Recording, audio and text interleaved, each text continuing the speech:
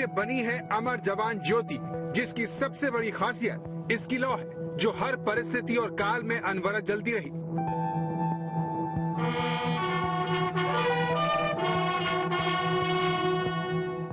पिछले 50 सालों से अमर जवान ज्योति और इंडिया गेट एक दूसरे की पहचान रहे हैं। वो इंडिया गेट जो राजधानी की शान है, दुनिया में दिल्ली की पहचान है, लेकिन इंडिया गेट की पहचान, उसकी सबसे बड़ी खासियत खत्म हो गई है।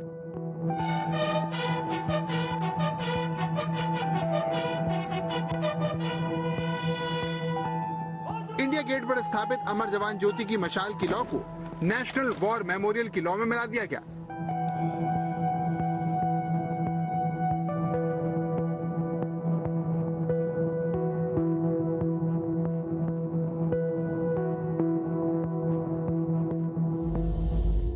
हर गणतंत्र दिवस पर प्रधानमंत्री राजपथ से पहले अमर जवान ज्योति आकर अमर शहीदों को श्रद्धांजलि देते रहे हैं। देश पर मर मिटने वालों को सैल्यूट करते हुए हर साल देश अपने पीएम को देखता रहा है।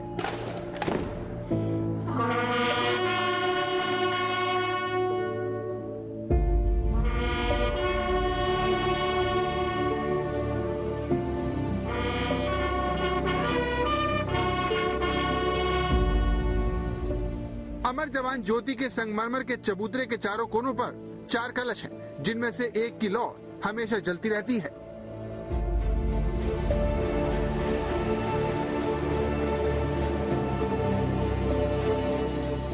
लेकिन स्वतंत्रता दिवस और गणतंत्र दिवस के मौके पर अमर जवान ज्योति की चारों लौ जलाई जाती रही है। सवाल यह है कि जिस अमर जवान ज्योति पर पिछले 50 सालों से गणतंत्र दिवस पर राष्ट्रपति प्रधानमंत्री के आने की परंपरा रही हो,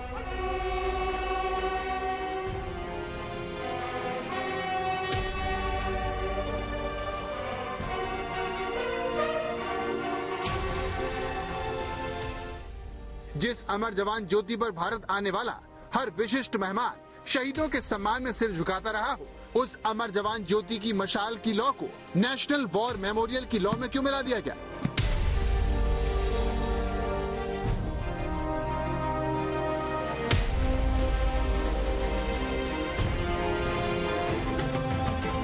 आखिर क्या है अमर जवान ज्योति की कहानी, जिसे लेकर सरकार और विपक्ष में ठन गई?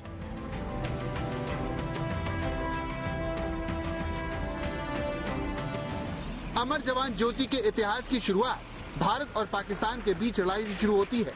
3 दिसंबर 1971 वो तारीख जब बांग्लादेश को लेकर भारत और पाकिस्तान में लड़ाई का आगाज हुआ।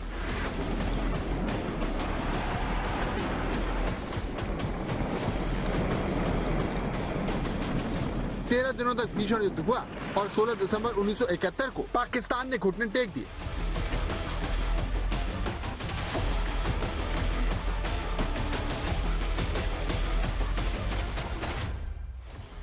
जंग खत्म होने के समय पाकिस्तान के 93,000 सैनिक भारत के कब्जे में आ चुके थे और बांग्लादेश के लोगों को पाकिस्तान के जुल्म से हमेशा हमेशा के लिए आजादी मिल गई थी।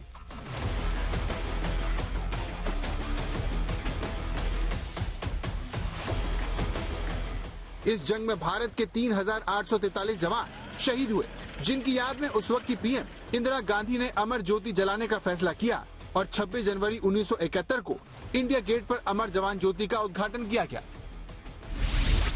अमर जवान ज्योति में एक संगमरमर का चबूतरा है। ये चबूतरा 4.5 मीटर चौड़ा और 1.29 मीटर ऊंचा है। इस चबूतरे पर एक स्मारक बना है। इस स्मारक के चारों तरफ सुनहरे शब्दों में अमर जवान लिखा है। इसके शीर्षक पर एक L1A1 सेल्फ लोडिंग राइफल के बैरल पर एक अज्ञात शहीद सैनिक का हेलमेट लगा है और यहाँ लगातार 5 दशक से लौ जल रही थी। लेकिन इंडिया गेट की पहचान अब इतिहास बन गई है। अमर जवान ज्योति नेशनल वॉर मेमोरियल में मौजूद अमर जवान ज्योति में विलीन हो गई है। इसके लिए खास तौर से आयोजन हुआ और इस सेरेमनी का नेतृत्व एयर मार्शल बलभद्र राधाकृष्ण ने किया, जिनकी मौजूदगी में पहले अमर जवान ज्योति पर माल्यार्पण किया गया। उसके बाद चारों लौ से एक मशाल जलाई गई और उसे एक छोटी मशाल में समेटा गया। इसके बाद मिलिट्री बैंड और परेड के जरिए इस अमर ज्योति को 300 मीटर दूर वॉर मेमोरियल ले जाया गया। यहाँ भी एयर मार्शल बलभद्र राधाकृष्ण ने मशाल के जरिए नेशनल वॉर मेमोरियल की लौ में अमर जवान ज्योति से लाई गई लौ को मिला दिया। इस तरह अखंड ज्योति के विलय के बाद इंडिया गेट पर 50 वर्षों से जलती आ रही अमर जवान ज्योति बुझ गई। लेकिन सवाल यह है कि जिस अमर जवान ज्योति की हर लौ के लिए एक अलग गैस का बर्नर लगाया गया, 1971 से 2006 तक अमर जवान ज्योति को जलाने के लिए लिक्विड पेट्रोलियम गैस का इस्तेमाल किया गया। 2006 के बाद अमर जवान ज्योति की गैस को जलाने के लिए सीएनजी का उपयोग होने लगा। इसके लिए 2005 में कस्तूरबा गांधी मार्ग से इंडिया गेट तक करीब आधा किलोमीटर लंबी अंडरग्राउंड गैस पाइपलाइन बिछाई गई। ये अमर जवान ज्योति हमेशा जलती रहे, ये देखने के लिए एक व्यक्ति ज्योति के मेहराब के नीचे बने एक कमरे में हमेशा रहता आया है। लेकिन इंडिया गेट से अमर जवान ज्योति के नेशनल वॉर मेमोरियल में विलय होने के बाद सब कुछ बदल जाएगा और नेताजी सुभाष चंद्र बोस की प्रतिमा इंडिया गेट की शान बढ़ाएगी। प्रधानमंत्री नरेंद्र मोदी ने एक ट्वीट में कहा, ऐसे समय में जब पूरा देश नेताजी सुभाष चंद्र बोस की 125वीं जयंती मनाने जा रहा है, मैं ये बताते हुए बहुत खुश हूँ कि ग्रेनाइट से बनी उनकी एक भव्य प्रतिमा इंडिया गेट पर लगाई जाएगी। ये नेताजी के प्रति देश की कृतज्ञता का प्रतीक होगा। नेताजी की प्रतिमा का अनावरण पीएम मोदी 23 जनवरी को उनकी 125वीं जयंती के अवसर पर करेंगे। जब तक नेताजी की मूर्ति बनकर तैयार नहीं हो जाती, तब तक वहां नेताजी की होलोग्राम प्रतिमा मौजूद रहेगी।